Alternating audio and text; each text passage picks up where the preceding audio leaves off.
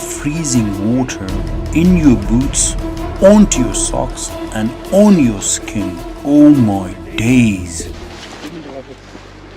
Give me the rifle, Ali bhai. I'll take it. It is still done the way this hunt was done around 100 years back. You shoot, you go up the mountain, you clean the animal, you drag it. Honest to God, you can't even pull yourself, lay alone, pulling an animal.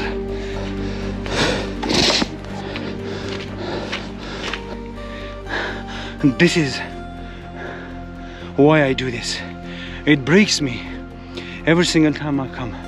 Look at the valleys behind me, and it breaks me every single time I climb up those mountains.